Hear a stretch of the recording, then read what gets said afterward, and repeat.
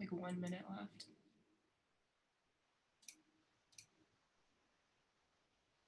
All right, here we are. Hello, everyone. Welcome, welcome to our 5th annual, but first, all digital FanCon. My name is Megan, and I am a programs and exhibit specialist at the Arlington Heights Memorial Library. So before we get to the bulk of our program tonight, I do have just a few little things to say. So if you are following and doing all the things on Action Bound, our code is XCX27. It can also be found at the bottom of the screen. If you're like, what is Action Bound? Do not fear. Just download the Action Bound app and go to our website, ahml.info/fancon, and you'll be able to get the QR code. The more things you do and the more things that you log through Action Bound, the more chances that you'll have to win some super awesome like Funko Pop figurines of your choice. We're not going to choose for you. You get to pick for yourself. So with me tonight, we have the very talented Tim Harrison of HDC Fabrication. He is an award-winning costumer and fabricator. He's done everything from practical effects, sculpting, casting, foam smithing, leatherworking, sewing, metalwork. So he just knows what he's doing. He knows the whole thing. He's got this down. So I'm going to stop talking and stop hyping, but I'm just going to go ahead and turn it over to Tim, and he can tell and show us a little bit about what he does, and then we'll open it up for questions. At any time, if you have a question, feel free to throw it in our chat, and we'll moderate and make sure that Tim answers it. All right, Tim, take it away.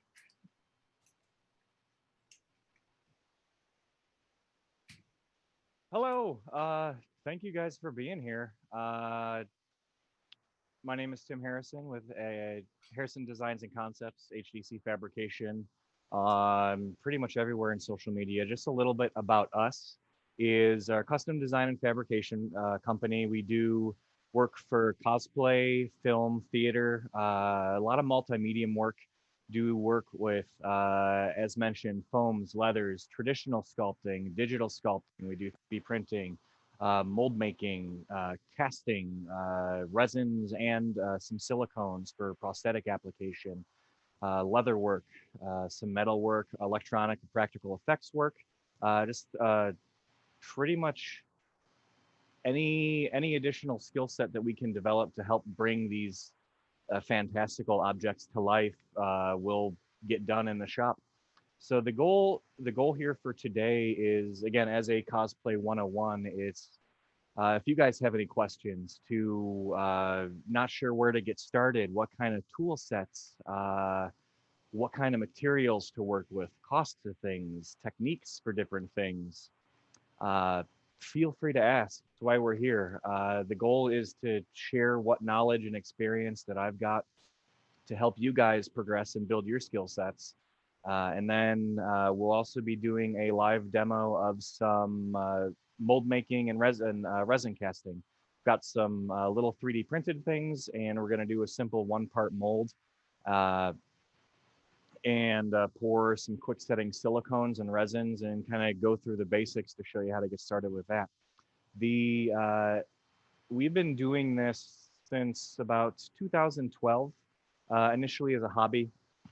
We've got some schooling in engineering and theater and some various other things. Uh, as starting out as a hobby, you get more and more into the convention scene, more and more into things you like. And then progressing into the business side of things, it just kind of came full circle when we started doing more electronic and fabrication and kind of animatronic style work with our engineering and a little bit of IT background, and decided to just bring things full circle from there and uh, develop the business. HDC officially has been around on paperwork for about 3 years now. Uh, from there, we've done a lot of presentations with various conventions here, C2E2, Anime Central, various other Midwest and coastal based cons. Um, and just enjoy doing and creating these crazy things. It's really nice to be able to take something that exists on paper from a video game, a movie, and some kind of animation, and being able to take all of that and then bring it into the real world. So if you have any questions, that's what we're here to talk about.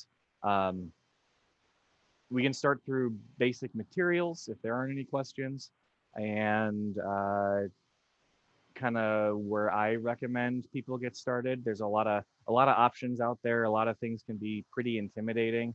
There's always that sense of, if I try this and don't do well, there's this giant stigma of failure, and not just the cosplay community, but uh, the fabrication side, everything. And failure is okay. It's the way I look at it. It's a lot better to try and then find a way out not to do something than it is to not try something, and then you are always wondering this what if, what could have been. So don't be afraid to try new materials, try new skill sets. Uh, Everybody starts somewhere. You need to start at the bottom to develop your skills, develop different skill sets, get better at skill sets. It's all about practice. And no matter where we are in the industry or the community, we all started there. So it's okay to be there. Um, it doesn't matter how old you are, what kind of background you've got. Just dive in head first and have some fun. So I can't see if there are any questions going on. So Oh, Tim, I have a question for yeah, you. of course. How do you start a project? Like, it can seem so overwhelming. So how do you go about looking at a project as a whole and then breaking it down? So like, what's your process in that? Uh, it's I, I'll just put this out there. I've got a really weird thought process. So the way that I think about doing things and putting things forth may be a little different than somebody else may approach. But essentially, what I'll do is I'll, be it a commission or a personal project. If it's something personal and it's either that's something that I'm doing for fun, or if I'm going to compete with this, I usually go two different ways. For the most part, as a whole, we're kind of known for our detail work. What's referred to as a hero prop. Hero props, if you're not familiar with the term, is what is used for like these super high detail up close shots, those crazy high details on costumes and things like that. Um, there's also another term called the 10-foot rule, which is great because it's especially if you're not competing in the craftsmanship side. It allows you, what the 10-foot rule is it's a costume made for pictures and things like that.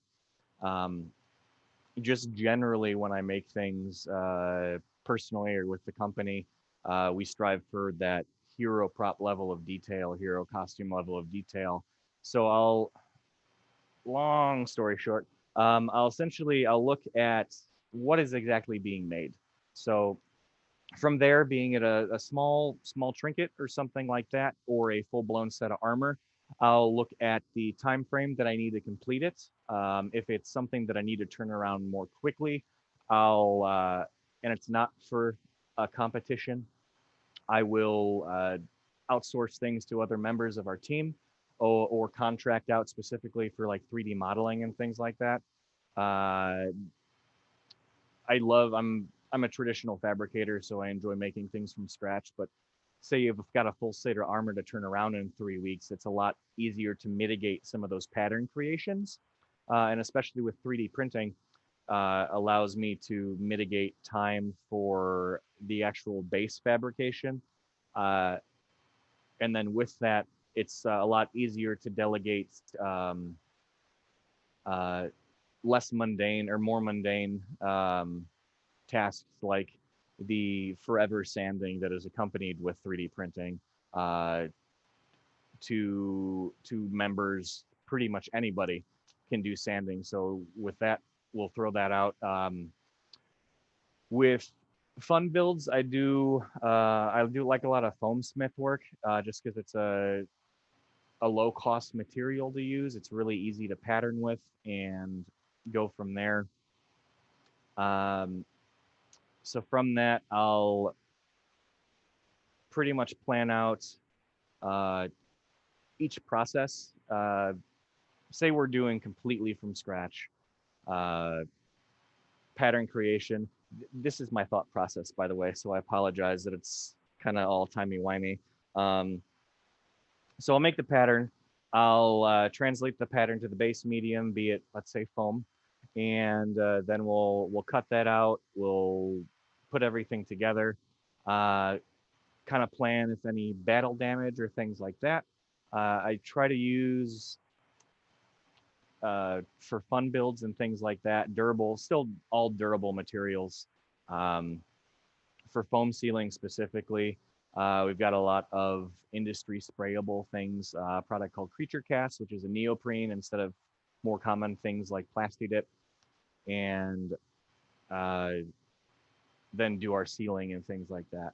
So it really depends on the uh, timetable that I'm trying to build things around, the actual intent of the project, be it for fun or for competition. Competition builds by nature, I usually try to allocate at least 9 to 12 months, if not longer, for that build creation process, just because it's a lot of things that I don't like to rush on. And then just kind of go from there. Hopefully that kind of answered your question. I know it was a little bit all over the place, so I apologize for that. No, yeah, that totally answered it. So you did talk a little bit about foam and other materials. We have a question from Gazing Forth. Mhm. Are there specific materials or fabrics that you would suggest a beginner work with? uh, Budget friendly for the most part, especially as a beginner. There are going to be mistakes that are going to be made, and that's perfectly okay.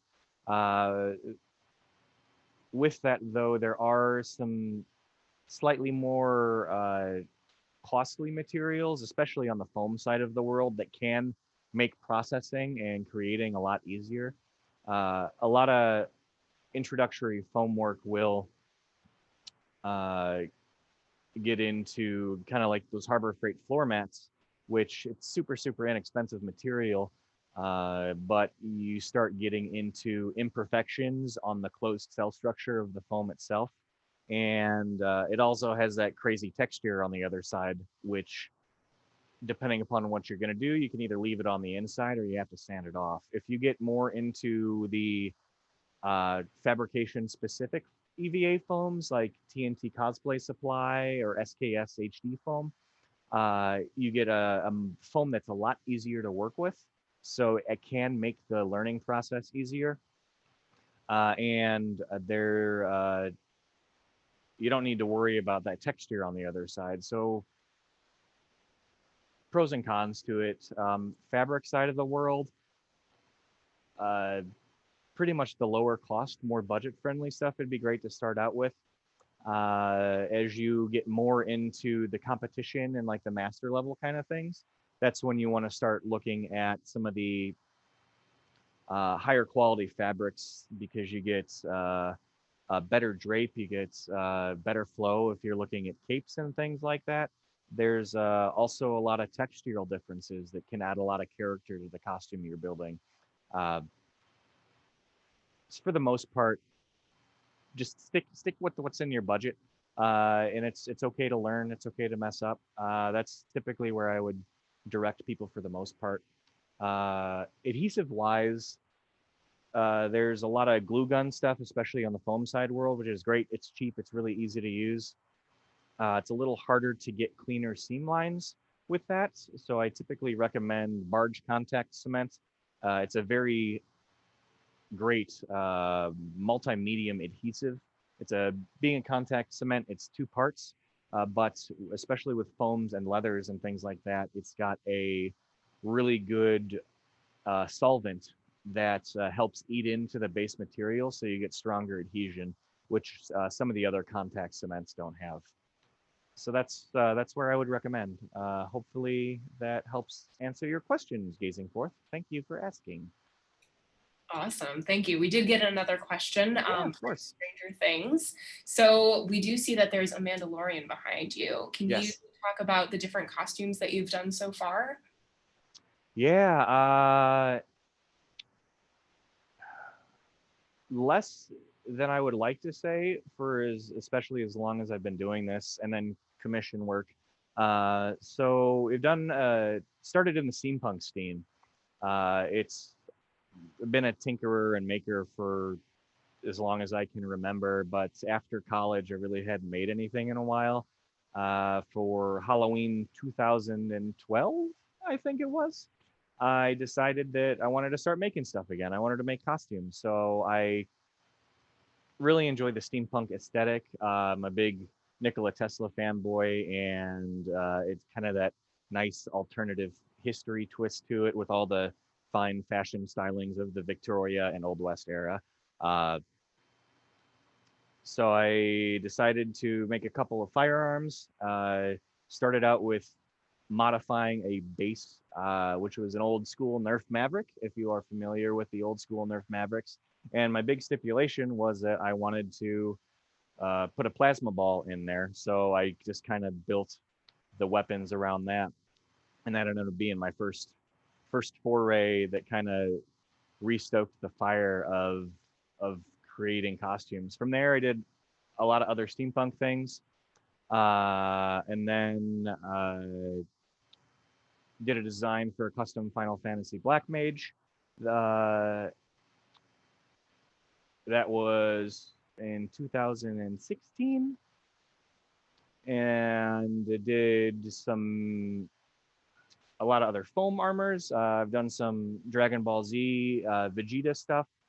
A lot of leather works, some pirate things for Renaissance Fair. Uh, some DC things. Haven't actually completed it yet because it was originally for commission pattern. DC Robin, kind of based on the uh, what's the game Arkham Knight's skin that he did in there, and we did some custom work on the patterning. In Han Solo, do a lot of Star Wars stuff. A lot of work we do is Star Wars related for 501st Rebel Legion costumer group. So done various smugglers, Jedis. I've got my Empire Strikes Back Han Solo submitted in the Rebel Legion, working on that for Mando as well. 2018, I was part of a very large group project for BlizzCon called Project Ebon Blade. Artist by the name of Zach Fisher did 83 individual character designs. He's a very well-renowned artist in the cosplay community for his design work, and he also does a lot of work for Blizzard. So there was about 80, 83 to 100 of us because there were some repeats that we did from that. So I did a big old Death Knight version of Varian Wind from World of Warcraft. That was a wonderful and exhausting experience. And Mando, and also various other little things. There's a lot of costumes that I want to make. It's a weird balance of my OCD detail tendencies, overcomplicating things because of those OCD detail tendencies, and then also work. When you start to professionalize fabricating and turning it from a hobby, the client work does need to take precedence. Fortunately, with this, I was able to do a dual task of it being for client shop display work and also something that I wanted to make anyway. There's a lot of stuff on the way too that I want to make aside from some new Dragon Ball Z stuff. Earthworm Jim. I want to do some armor from Outer Worlds that is coming along. And then I've decided that my next competition piece is going to be Artanis, which is the Protoss leader from StarCraft 2. Uh, so a lot of stuff. I'm also get a little scatterbrained when I decide to make new costumes. So my list, I've got like 3 different lists that continue to grow, and then I forget about things on those lists. So there's a lot of stuff. I also want to do Clarota from the season 1 of Critical Role. He's a mind flayer.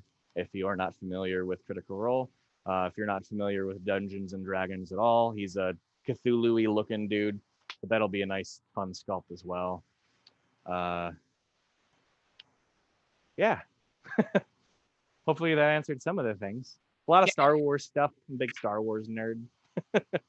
yeah, you have a long repertoire. We got a wow DK variant from Matt.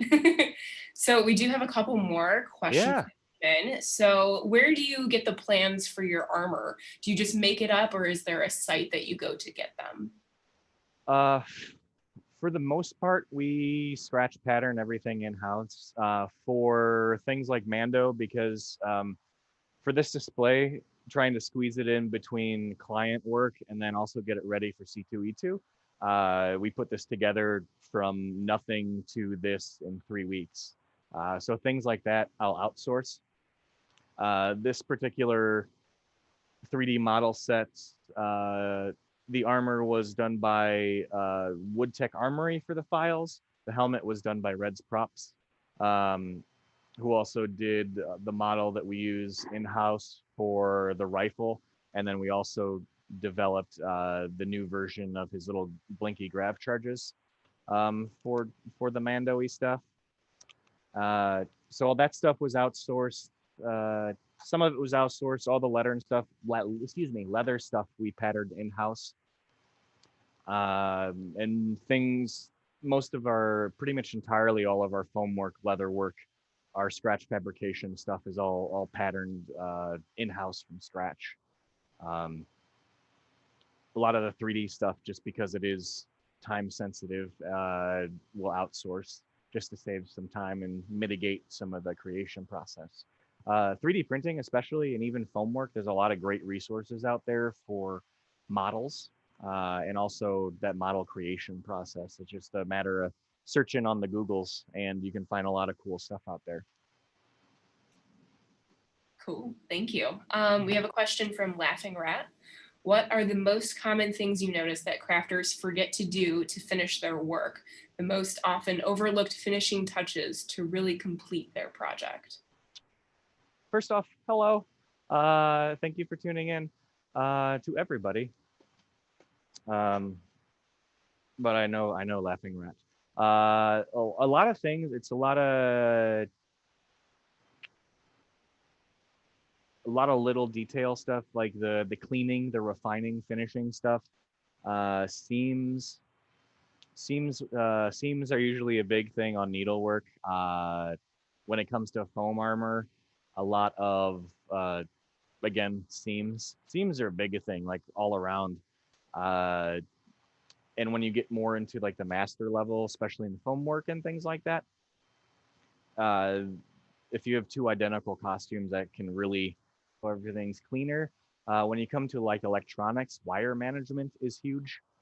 Wire management is a very overlooked thing when it comes to practical effect work. Leather work, little things like burnishing the edges. It's a lot of like little edge finishing and seam finishing, things like that, just kind of tying everything together. Me being nitpicky when it comes to distressing work, I like to see, just because it adds a more realistic take to it, just doing a black wash does add a lot to it, but especially depending upon the universe that you're trying to interpret and the atmosphere that particular costume is in, black is typically not a naturally occurring color. So there's a lot of subtle hue differences with browns and grays and tans and things like that. So while something like that, I'm not going to take away from the judging perspective, points won't get taken away at all for that. It's just a nice little bonus to see. Again, having that crazy little OCD eye for detail. And I think those are the biggest things. It's edge, yeah, seam, edge finishing, linings, and things like that, depending upon the medium. Hopefully that answered your question. Laughing Rat says hi. um, so of the costumes that you've made, which one has been the most technically challenging?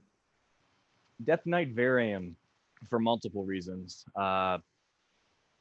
If you are not familiar with Zach Fisher and his work, he is a very detail-oriented illustrator, which is wonderful because that's the stuff that I like to make. For Project Ebon Blade specifically, they're, again, 80 give or take designs. Variant happened to be one of the most complicated of those designs. It was I can't remember the character's name. There were like 3, and I had to pick one of the top hardest because that's just how I am. But not only was it a very difficult and detail oriented design to make, there were a lot of physics defying elements in that particular design. So if you guys are familiar with Warcraft and then Varian's basic armor, he's got these big old pauldrons. One's got a big old eagle head, one's got a lion head. Really, really nice metalwork. Spoilers. So how he died in the game, Gul'dan is a character from the bad guy side, and he exploded him with green fell energy. So for the Death Knight version of him, Zach decided to make me like mid-process exploded with that green energy. So it was like all free-floating shards of the shoulder armors and cracked plates and things like that. So a lot of crazy physics-defying stuff. But by the time that I got my design, it was barely 3 months before the convention. So I had a commission to finish up. I got the design in August.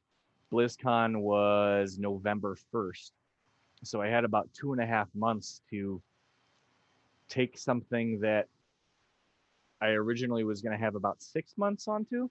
And I would have liked to have 9 to 12 months to do.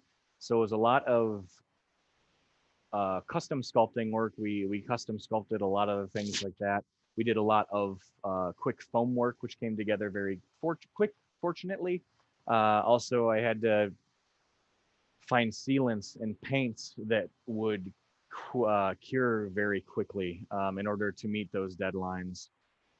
And even with that, I was still painting and finishing things up until about 5 a.m. before we had to leave for the airport. And then we were at my buddy Hoku's of Hoku Props at his shop for the next 3 days because we got there. I got to Anaheim early, still finishing things because I actually went to the convention without a costume that I could wear, even though that all the parts were kind of finished.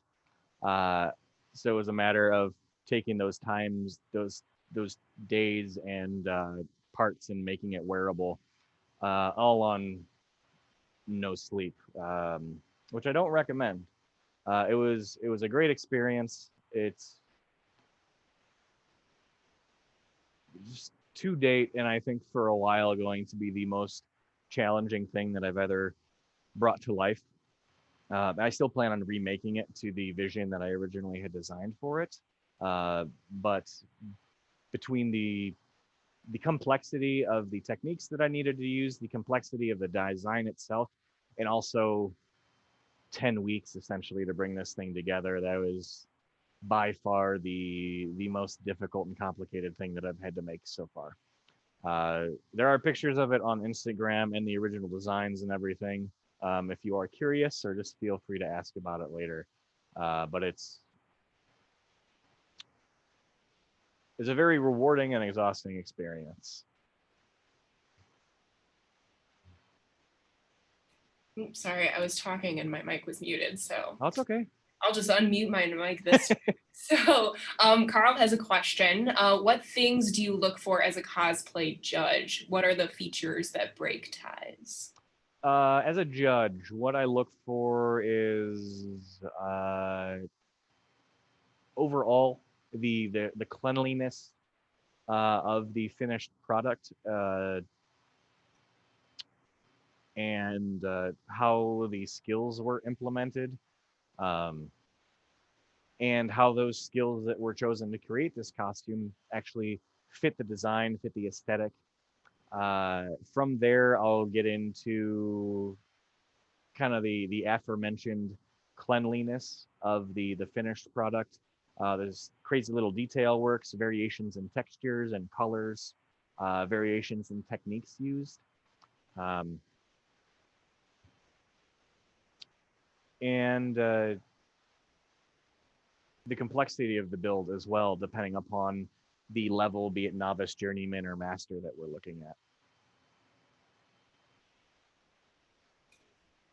All right, so we have, what are some mistakes that beginners make with cosplay? Mistakes, that's a lot. And mistakes are okay. Like I'm a very hands-on learner, and the more mistakes I make, the faster I learn. So I always encourage people just to try and mess up, because it's a very quick way to improve your skill set, and also learn the materials that you're working with.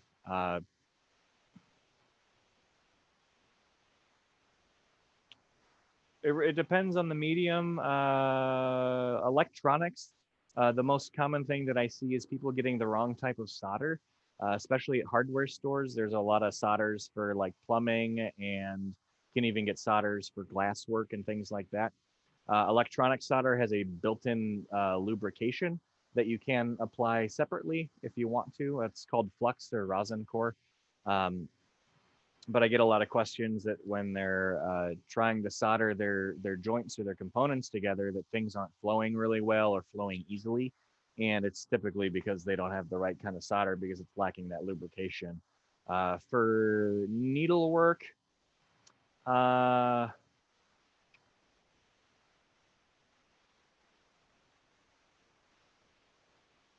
um, possibly tension settings on the sewing machine, or I've seen people like fabric tack or glue things together, which is great. But a lot of oh, here's one. Here's a general one. Um, when you're fastening things together, be it foam or leathers or fabrics or whatever, and something that I made a mistake of as well as I was beginning, uh, quality adhesives and also mechanical fasteners, be it stitching or bolts or Chicago posts and things like that, in conjunction with more quality adhesives aside from hot glue. Even with hot glues, you can get more industrial grade glue sticks, but a lot of beginner costumes, you can either even rush stuff still for me, depending upon what I'm working on. You'll be at the convention and it'll start to fall apart when you're wearing it, and that's never fun to uh, have this thing that you've put so much passion and time into fall apart before you're barely at the con. Uh, and It also just makes the costume last longer using proper putting together techniques, you could say. That's from a general multimedia aspect. That would be the biggest thing that I've noticed. Look at good glues. Look at good mechanical fasteners. Look at good threads. Spend a little bit extra on those things, and you'll be much happier and less frustrated at the convention, and have less time worrying about your stuff falling apart, and then more time actually enjoying the con and seeing your friends and whatnot.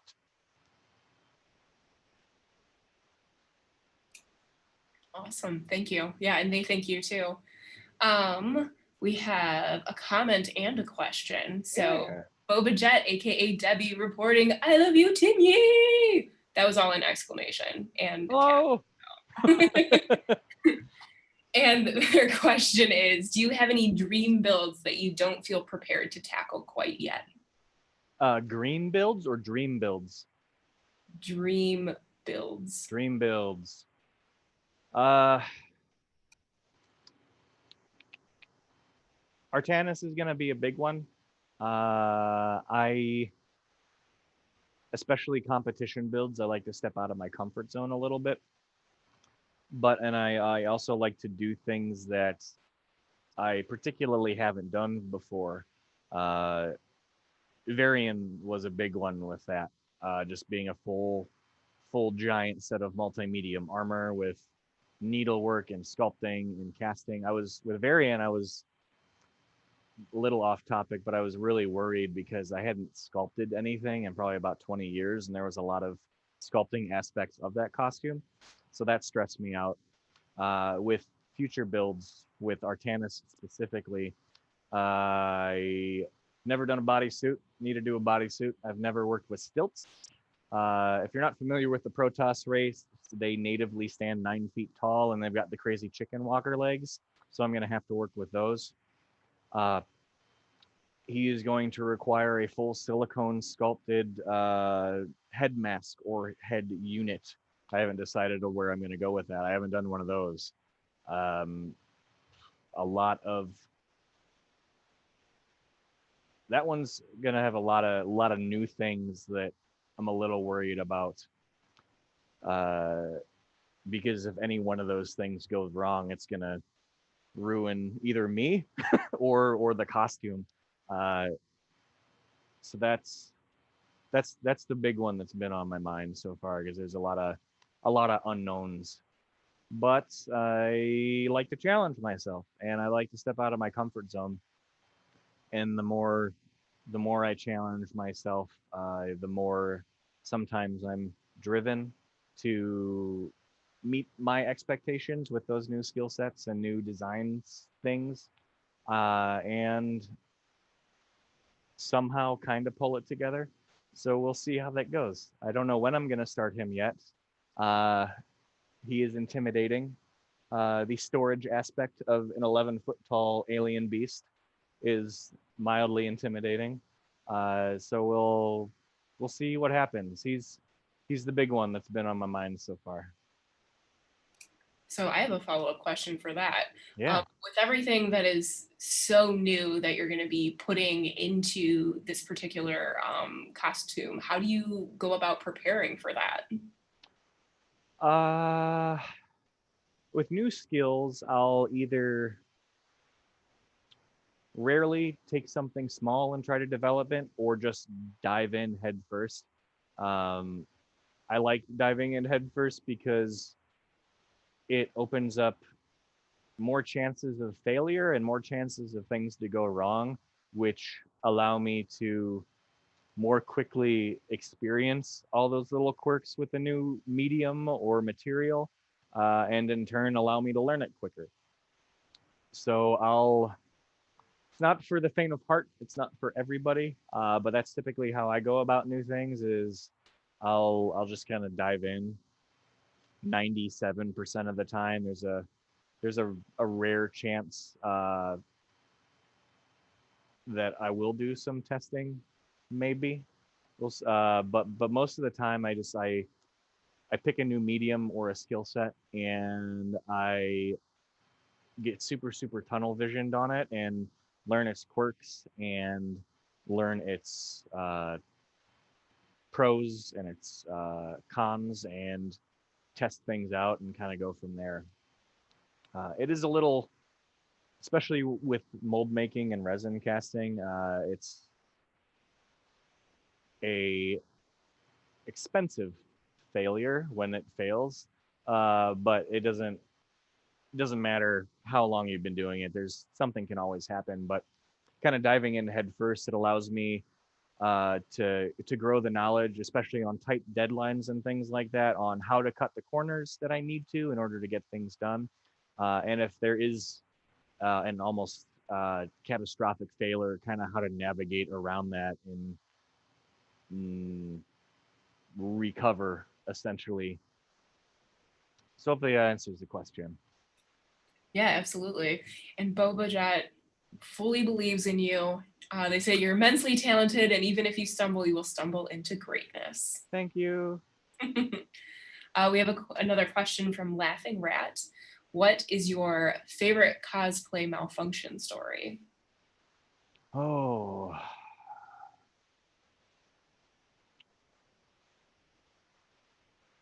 I guess my favorite isn't isn't my actual malfunction, but at and I'll tell a good failure that it's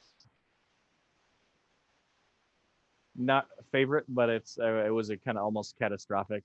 Again, going back to the Ebb and Blade build, but I guess my favorite was, so we had a big booth at C2E2 this year, working with ReedPop, uh, with the convention, providing repair services for all the cosplayers. So in addition to the stress of having the booth there and booth management and whatnot, we also had this big old guy to finish up, which was also getting finished the day before the convention. Uh, so it's Friday. Convention floor is about to open at 11 o'clock. Still getting everything kind of situation. VIP member, ticket holder rolls up. Captain America split the butt out of the back of his pants while waiting in line. So my first repair of the convention on no sleep and getting everything rolling was stitching up. It was a really nice couple, but sitting there on the convention floor, uh, stitching up this giant rip on the seam of this Captain America's pants by hand. Uh, and it was a very interesting and actually documented process, oddly enough. But that's my favorite kind of malfunction story to date, just because of all everything that was going on, and then all of a sudden, this first repair is hand stitching a full crescent moon of a pant blowout at 10:45 Friday morning at C2E2. So that was fun. That was exciting.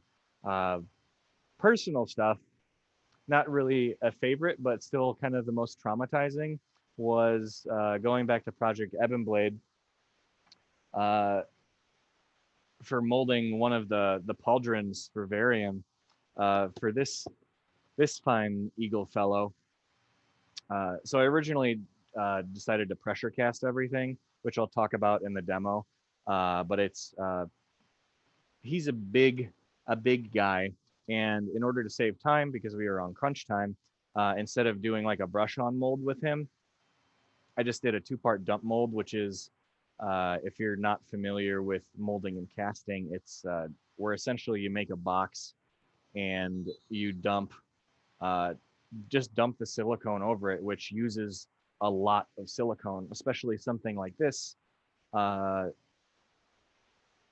and just to kind of put it in perspective, the silicone that I used to make this mold equated to about $300 of material.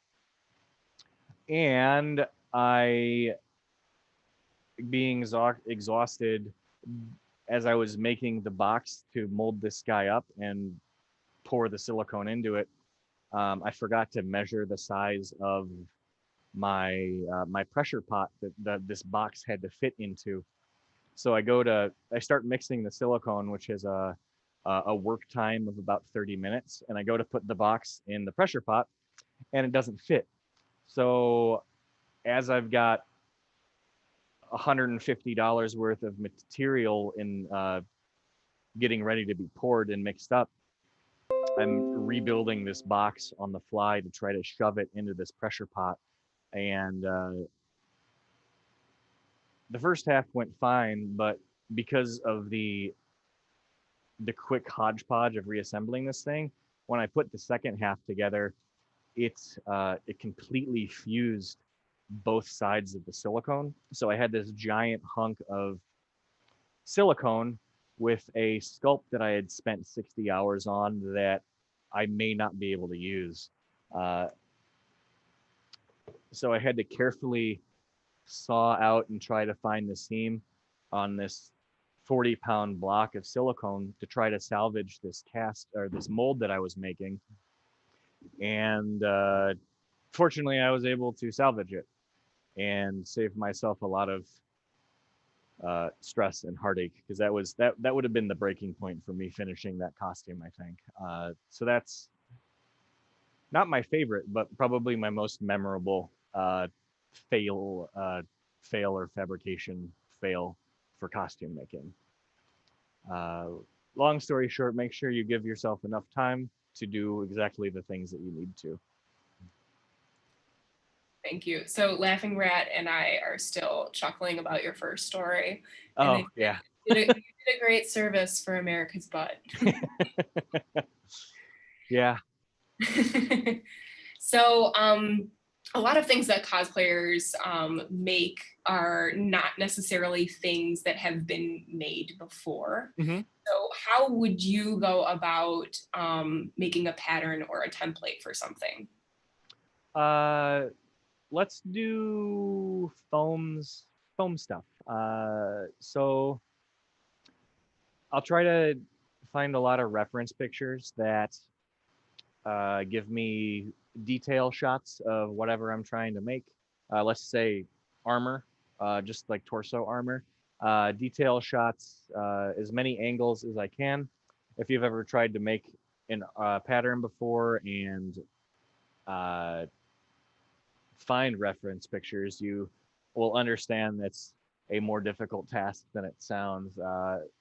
Video game companies and animation studios recently have actually been putting out reference kits, which has been really, really cool. Blizzard, Gearbox with all the Borderlands stuff, and even Lucas Films with the latest Clone Wars have been putting out multi-angle reference images and like color palette stuff, which is really, really fantastic. So I'll get those resources. And then I will, if I don't already have one or you don't already have one, make a body form. Most common way is doing the duct tape body double method with help. Pretty much what you do is get like a junky t-shirt or something, and then I'll wrap myself up with saran wrap. And then on top of that, do a few layers of uh, duct tape. And then I'll either use that to just make a base body form, or if it's like a forearm or just something that I can draw on myself that I'm only going to use, I'll actually start loosely sketching out the uh, pattern details for that, be it just because I've got this down here. So this is a foam Robin armor base that we made for a film, and then was making another one for a shop display. So on the pattern, or on my duct taped body or body double, I'll start just tracing these lines and shapes to get those details. And then typically what I'll do is only do half of it, since for the most part we're doing symmetrical designs. Even the base plates and things like that are symmetrical designs. So I'll cut that out. I'll take that duct tape. If it is a curved area, I'll cut what's referred to as darts. So if you've got a kind of a curved thing, it's going to come off looking like this. So in order to get that to lay flat, you need to cut strategically placed lines to kind of pull those curved parts apart so it starts to lay flat. I'll trace that onto a craft paper or a pattern paper. And then I will trace that to my medium, be it foam or leather. Foam, especially because of varying thicknesses. When you're doing your measurements or making your pattern, it's good to use a piece of that material and then mark the inches on it and use that as a tape measure, because with varying thicknesses, will wrap differently on a bicep or something like that. So you need to compensate usually 10 to 15% if you're using something thicker. From there, I will either alter the pattern if it doesn't work, or, excuse me, doesn't act the way that I want it to, or I just think of a better way to do it. And then I will put that on the base medium and then assemble it from there. Cool, thank you. From Carl, How do you travel to a faraway con with large props and armor? Uh, it's an interesting process. There's Varian was a first for a lot of things, including long distance traveling to a convention and flying at that. So it adds a TSA as a whole other variable that's always exciting to deal with. But one thing, especially let's just take into consideration flying, there's you need to take in consideration size limits of what you can check as luggage and also the weight limit. Sterilite is a company that makes a nice tote that's pretty much fits. It's like this big. Uh, it fits right within the checked luggage measurement requirements for pretty much all airlines. And it's also has a very low base weight. It's about 15 pounds by itself. Max weight, I think, usually about 50. So that gives you 35 pounds of armor weight. And if you fly Southwest, you get to check luggages for free. So if you're traveling with a handler or a significant other, and they don't have a lot of stuff to check, or they just use a carry-on, that gives you 4 of those nice sized totes that you can travel with. And then it's just a matter of carefully packing things. Insulation foams like the 1/2 inch or like full inch stuff is great for wrapping, bubble wrap. And then just because TSA is very cautious, which they should be, I'll put a picture of the costume, either the design art if I have it, or a picture of me wearing it. Like, so when they open it, they can see what they're looking at, and also put a note in there. It's like, hey, this is the costume, it's delegate, blah, blah, blah. And I'll also put a business card with all my contact information in there. So if there is anything crazy, that they can reach out to me while I'm on the plane and get anything squared away. So I've heard horror stories where, especially people coming internationally in for contests and things like that, their work will get stuck up in customs, and then they won't have it in time for the contest, and it's just kind of heartbreaking to see. So I just make sure everything is packed well, low base weight for your big old thing that you're packing everything in, and then a nice kind of detailed list and pictures so they don't see something that's full of electronics and think it's an explosive. Oh, and if you're traveling with rechargeable batteries, because of the Samsung fiasco of their phones catching on fire, they're very specific with lithium-based rechargeable batteries when you're traveling. So you can actually get fireproof little battery holders that are made for lithium polymer and lithium ion batteries. Buy 1 or 2 of those and stick all your batteries and chargers in there, and they'll be meet regulations for airline travel. Cool, thank you. Do you know any stories, you talked about people not having their stuff, but do you know any stories where any costumes or props have been damaged in flight? Oh yeah, a lot. Uh, it's actually one of the things that led me to develop the repair booth for conventions, was because there's, especially travel, be it local or international, a lot of times, even if things are packed properly, TSA agents don't care. They're just going through doing their job. They don't know how to handle these things. And there's been a lot of instances. It's actually pretty common that these delicate items will be damaged, and you're a day before the contest flying internationally and you're jet lagged and you're struggling to make these repair jobs for this crazy master level detail oriented costume that you don't have your regular materials with. So it's unfortunately a lot more common than you would think.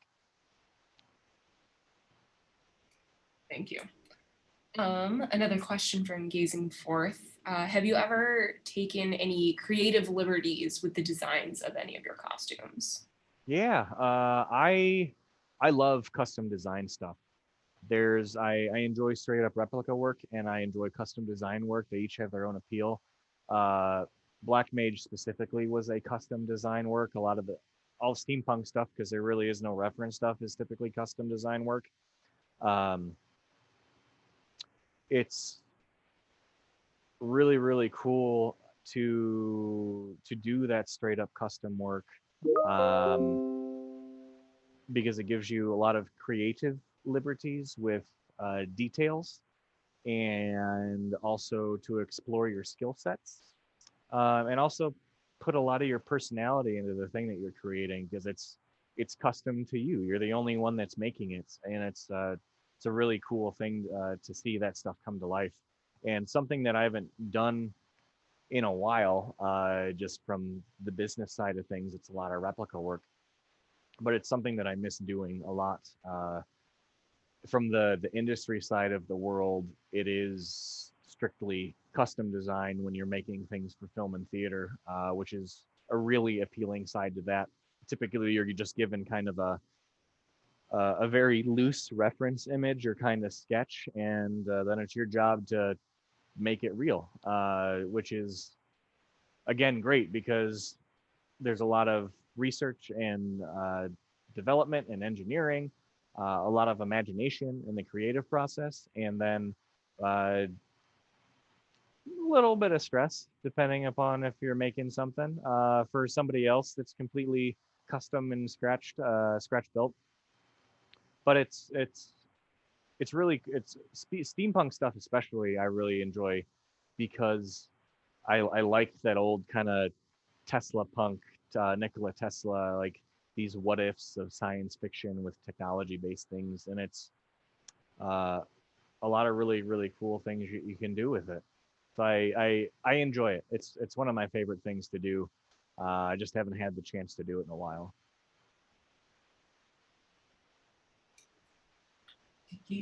So you talked a little bit about the repair booth that you guys do. Can you talk a little bit more about that? Like, what do you always have to have with you? Like, what kind of fixes do you typically need to do? So the main idea with the repair booth was typically a lot of conventions. They'll have a lot of basic options. For the most part, I'll see needle and thread and glue gun type repairs, uh, especially places like C2E2 that house these international master level costume competitions. Uh, if one of those competitors have a fail or a break, that's not going to cut it for them. So I'll typically uh, keep things in house, basic quick repairs, needle and thread, again, glue gun, industrial super glues because they set really quick. In addition to setting sprays, there's a brand called Bob Smith that I really like for their multiple viscosities of glue and their accelerator. Uh, I'll also typically do I'll have my soldering iron and some basic components and things like that for electronic repair. Velcros, um, hook and eyelets for some quick repair work. Heat gun, couple other adhesives, maybe some quick 2-part resins, and some basic colors for paint touch-ups, blacks, grays, and like your primary colors, because then you can pretty much make everything for that. That's usually my go-to basic-ish stuff that I would recommend for my repair kit. My travel repair kit's also a 2.5 foot tall toolbox, so a lot of people won't have the space to travel with something like that. But that's a lot of what I'll bring with to try to make sure I've got all the basics, and then a lot of the medium to advanced stuff covered as well.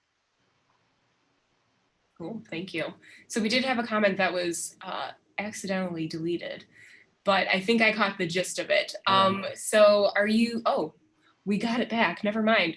Are you working on any future con builds right now? I know a lot of cons have been canceled due to COVID, but do you have anything in the works for when cons open again? Yeah, I am working on a a new version of Mando.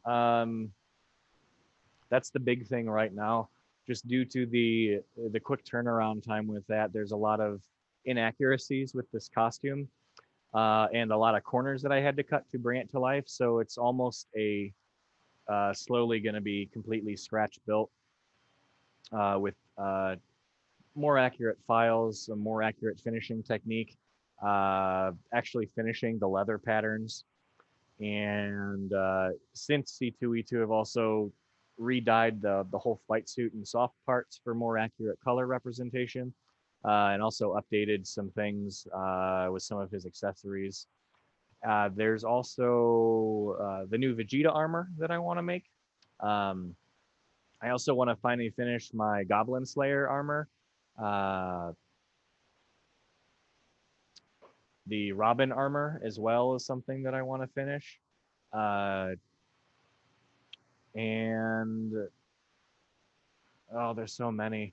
The Outer Worlds armor, I really want to do. That'll be a more that won't be such a quick build. That'll be more of a lengthy process, just because it's these weird kind of World War I German style quilted pants that are all funky.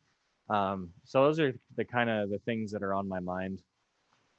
3 things right now, I suppose. So this will be done first. I also want to do a custom Old Republic style Mandalorian after those aforementioned things. So I'll probably do that. Probably do the new Vegeta armor. I also need to make a new wig for Vegeta. Robin armor. And the Outer World stuff, I think. Yeah. Is that enough projects? Yeah. So this is one of my questions. You talked about updating with new details and different things like that, projects that you've already completed. Is there ever a time when you will be completely done with something?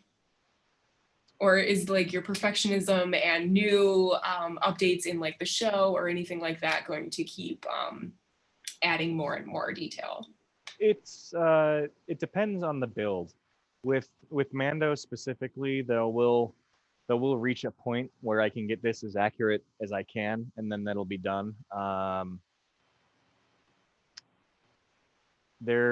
sure just the nature of Star Wars, that there'll be little trinkets or changes. There's already been some screenshots showed of some slight armor variations that I'll be updating as well.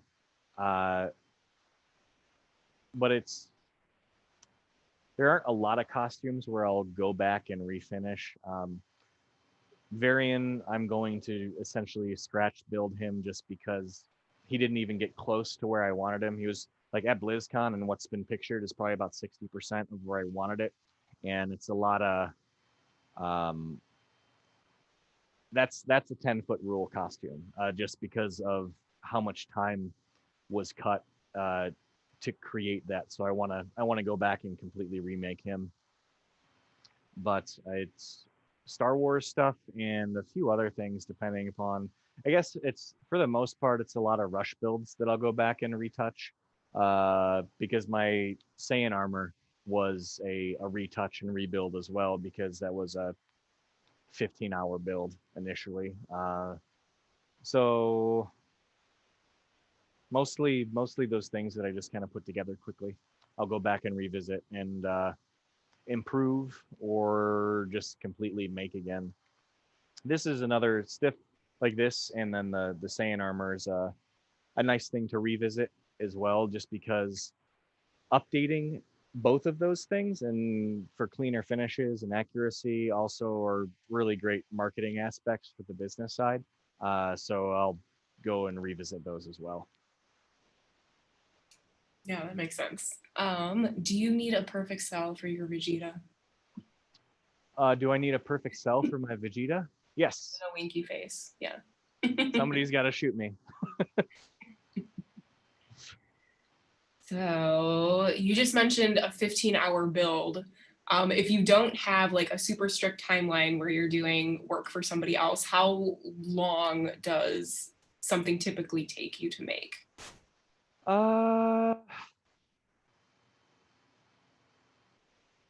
Can be anywhere from, if I'm taking my time, 2 weeks to a year, depending. Uh, a lot of time, because I am trying to squeeze things in between business work, is ends up being quick stuff. This was a longer quick build, but sorry, the this was the quick Vegeta armor. This is revision 2. I initially made him. I wanted a new costume for Anime Central because it was the first year that I was judging the contest. So the contest was Thursday. I decided to make the contest was Saturday. I decided to make this on Thursday. So I went back and updated some things with the pattern to make it a little more accurate and comfortable to wear.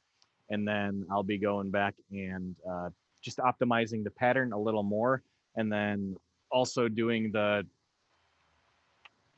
Dragon Ball Super one. Yeah, it's anywhere from a full, let's say a full weekend to a year, depending upon the goal of the project, and if it's more casual wear or contest based, that being the goal of the project. So it depends. A lot of depends on my answers. We have a staff question for you. Okay. How do you avoid creative burnout?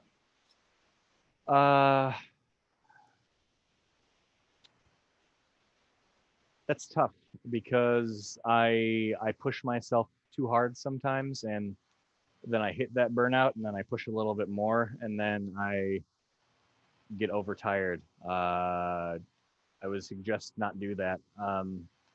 Proper planning and time management would be probably the best way to avoid that. Uh, there are a lot of instances where you can plan for everything and stuff still goes wrong.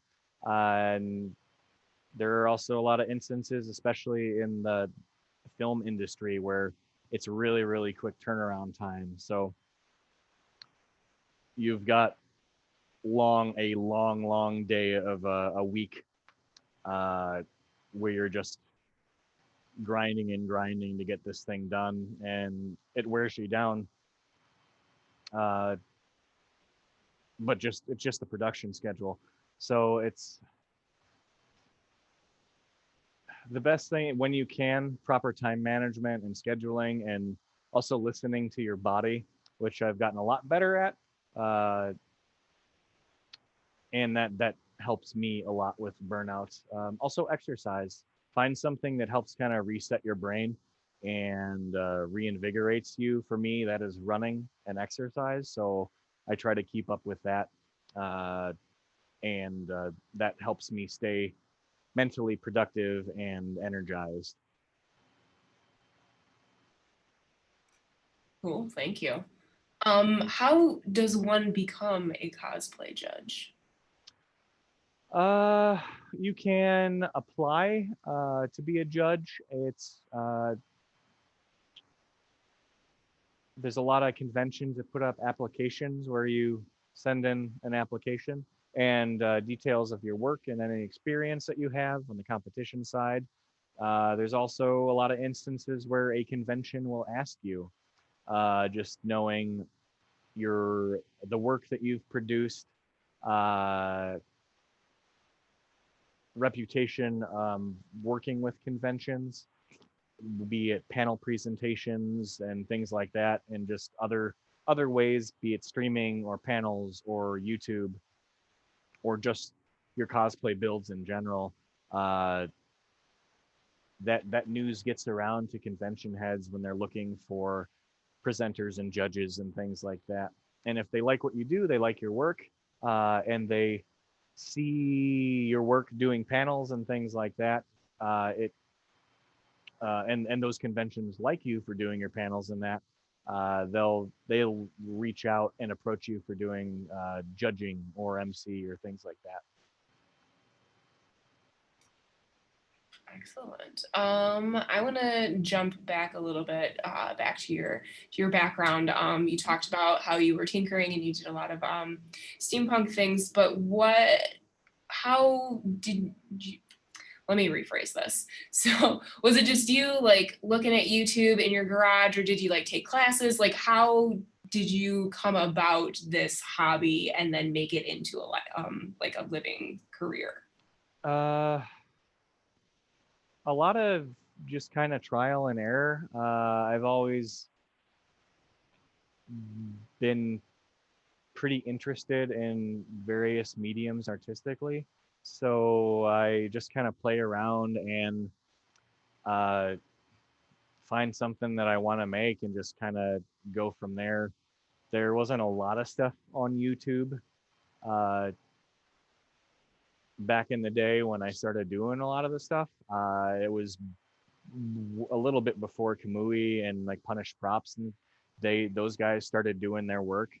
So we're very fortunate now to have so many resources for basics and advanced and uh, pretty much anything out there, which is great.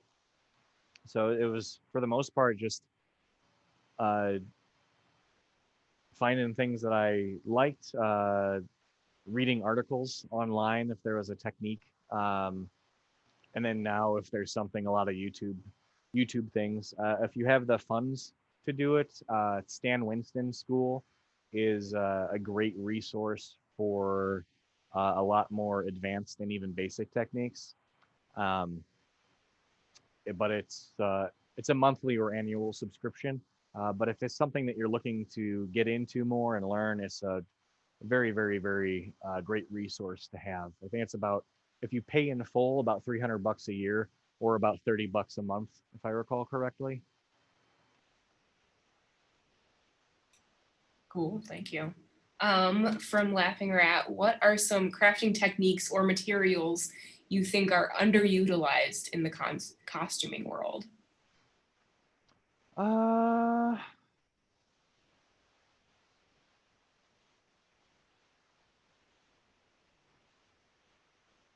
I would say leather and molding and casting. Foam work is very popular. Again, the various needlework techniques. Um, Electronics have exponentially grown in popularity since I started, but there's still a lot of people that'll do synthesized leather work with uh, foam and texturing foam, which is a great technique, or use pleathers and things like that. But using real leathers, I think, is something that you can emulate it a lot, but still subtle differences that you can't really uh, copy unless you're using the actual material. And a lot of different things you can do with resin and casting as well, from large and small scales. And I think a lot of it has to do with both of those are more expensive materials and techniques to use. It is a little more advanced in the technique. Uh, and resin work especially, it's very complementary to pretty much everything, but there's not a lot of, I guess, intro-ish materials out there to learn those things, especially when you start looking at like different pigments and powders and like cold casting and stuff you can do. Um, but it probably like mostly the cost, I would assume, because it's again an intimidating factor with those materials as well. Hopefully that answers the question. Yeah, I think so. So more and more, it seems like being a nerd is being really cool. So how has that sort of changed the con world or the costuming and fabricating world? It's opened up a lot more people to uh, costume and cosplay in general. I remember the first convention I went to was 2006-ish, around that time. It was before Wizard World had bought Chicago Comic Con, and it was still just strictly a Comic Con. It was uh, just a poorly lit area with a bunch of tables and a bunch of comics, maybe some other things. And as it was around 2000, between probably I think 2010-ish. I think cosplay was a lot more common in like the anime scene, which I really hadn't gotten into yet at that point. But especially now with all of the Marvel superhero stuff, the DC stuff, it's brought a lot of that to mainstream, and it's uh, more of a, I guess, a cool factor to see these things in person, to kind of create that, and it's opened a lot of people who wouldn't have otherwise known about this kind of stuff to this world, which is really, really cool. And then people see you in costume, and if they didn't know about it, then they ask you about it, and it's this nice spider web of creativity. Yeah, that's awesome. So I've been to several cons and seen several a cosplay, and the intensity of them is insane. So I know people who are aspiring to jump into the costuming world might be a little bit intimidated by these. So what would you say to those who might be a little bit intimidated, or like where should they start type of a thing? Everybody is a beginner at one point in their making. There's, again, artistic talents and things like that that can have people starting at slightly different levels, but we all start at that basic side. So what I always try to say with that is don't be afraid to try something new. Just try it and see if it's something that you like, and just go ahead and make something. It doesn't matter the quality that you put out. It doesn't matter the different materials. It's all that matters is that you made something and you created it, and you put love and passion into it, and you enjoy doing it. That's why we do this stuff, is because we enjoy it. But if and I understand there's a lot of intimidation and anxieties that can come into play, but it's just start something small, create something, and then build on it from there. But don't ever be afraid to create something that you want to, or do something that you want to, because I kind of go back to that if you don't ever try something, there'll always be that what if aspect knocking in the back of your brain. And don't be afraid to ask questions as well, be it online. There's so many different resources out there now, and especially the last few years, there it's been a much more open learning community, which has been awesome. There was a lot of knowledge hoarding about 10 years ago or so. That's for the most part gone away. So there's a lot of great resources, a lot of great people out there. Don't be afraid to ask questions, and don't be afraid to just make stuff. That was very inspiring.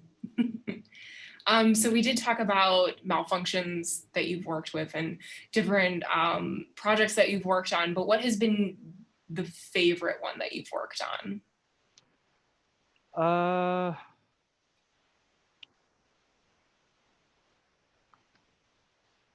I think Mando so far. It's the first big build where I've used a lot more industry techniques and materials with.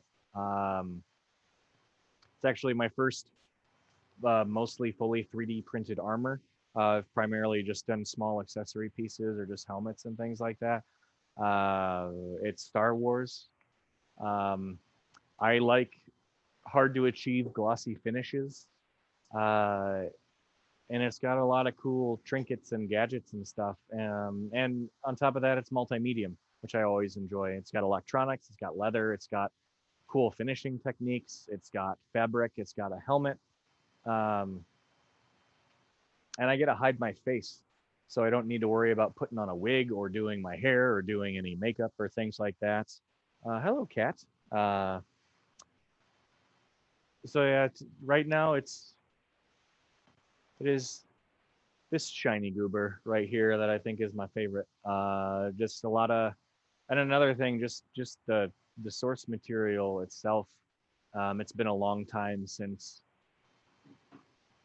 I've watched anything that gave me the warm and fuzzies like the original Star Wars trilogy did, and Mando did a really great job at capturing all the classic looks and storytelling and all the aspects that made us fall in love with that franchise. So it's uh, very invigorating to bring this guy to life, and also the reason why I keep going back to improve him more. So that's he is my fave so far. Mando holds a special place in all of our hearts. Yes. Oops, I don't know what just happened. There we go. Okay. So what are some good resources you use to learn new techniques? YouTube is fantastic. Various creators, Kamui Cosplay, SKS Props, Punish Props. Um, those are the big three. Really, Talk Custom. Casey Renee Cosplay has been doing a lot more YouTube work. Twitch is also a good resource for a lot of creative live streamers. The Stan Winston School that I mentioned before has amazing videos. But again, they do come with a cost, but it's all people that worked on Star Wars, people that worked on Hellboy. It's all these professional industry fabricators and designers telling you how to do all this stuff, and there's everywhere from hour-long learning segments to 15-hour-long learning segments on there. Humble Bundle does a lot of bundles with books, the book series that have been putting out. Volpin Props has a really great book on painting and distressing. Kamui Cosplay has all of their various mediums on books. Punish Props has a lot of great various mediums on books. Uh, so those are pretty much my big three. YouTube has a lot of videos, and all those books series that everybody's been putting out now. Pretty much anything. If you're curious about a technique or a material, we're very fortunate to have the internet as it stands these days, because you can just type in what you're looking for and find way too many resources to help you on your way, which is really, really cool. Yeah, what a crazy futuristic world Yeah. where everything is at up The future is now. Yeah, exactly. So sort of going off of that, if I were to start doing all the things, and I want to start using the materials that you talked about with foaming and all of those fun things, where would I go? Would I just go down the street to Michael's, Joann's, or would I need to go to like specific like websites to get something like that? We are very fortunate now that Michael's and Joann's and Blick Art Materials, they are carrying a lot of this stuff now because it has become more mainstream, which is really, really cool. Also being in Chicago, we're in this weird mecca of industry supply stores. I've got Tandy Leather in Elgin that's about 45 minutes away, which is a great resource to ask the workers there about leather projects and leather and things like that. Reynolds Advanced Materials is the brick and mortar store of Smooth On, which does a lot of resin and silicone sealants, all sorts of industry casting and finishing products. Blick's Art Supply is also very local to us. They carry a lot of the Smooth On products. SKS Props HD foam, they carry that as well. TNT Cosplay Supply is online. They carry a lot of the great foams and other finishing products and paints as well. Reynolds and Smooth On also have their website. Uh, for leather work, there's Tandy again, Weaver Leather, Zach White Leather, Frog Jelly Leather, Maverick Leather, a lot of leather stuff. Just because it's one thing I love about leather work is it's such an old world art. So you've got literally hundreds of years of resources at your disposal for that kind of thing. For electronics, uh, digikey.com is great for components. eBay, Mauser, if you're looking for something quick and local. Mauser is more of an industry site, so you kind of need to know what you're looking for in order to order from there.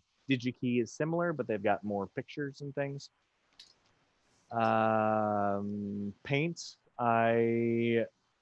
we've got an airbrush supply that's local. Any hobby shops, Coast Airbrush Supply out in California is the national hub for most airbrush supply distribution. So I get a lot of great things from there.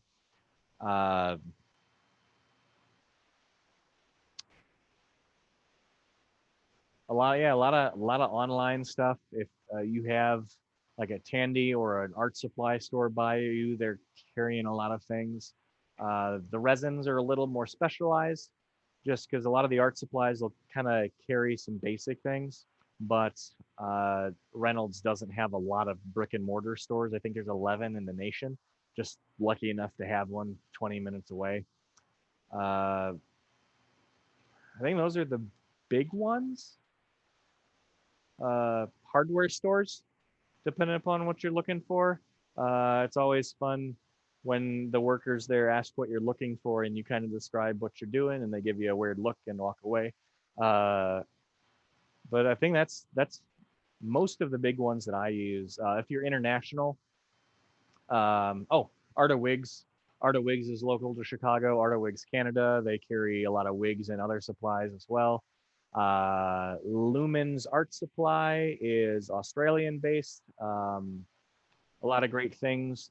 If you're getting into crazy contacts, Saway Contact Lenses is a very, very great custom contact lens maker.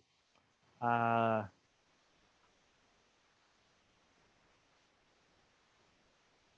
think I've hit most everything. Again, Chicago, we've got Textile Fabric Outlet, which is a weird mecca for crazy fabrics and things like that. Vogue Fabric is in Chicago.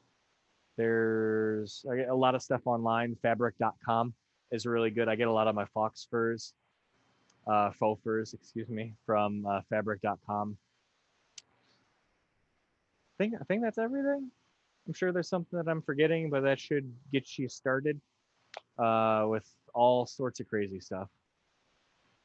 Yeah, that's definitely a good starting list. So we do only have a few minutes left, but before we let you go, is there something that we haven't covered, or is there something that you want to show us before we end the night?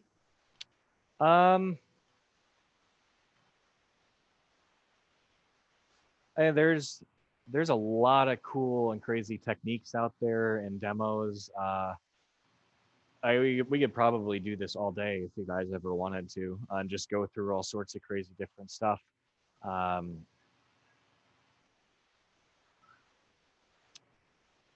Yeah, there's so much. I guess if there's any questions regarding any techniques or materials or things like that, you can feel free to reach out on social media. It's HDC Fabrication everywhere.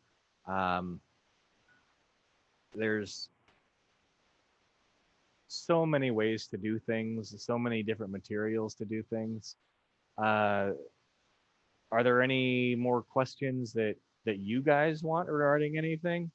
Because it's a very broad thing that we can touch on. I could talk. I've done 3-hour electronics panels before, and molding and casting techniques.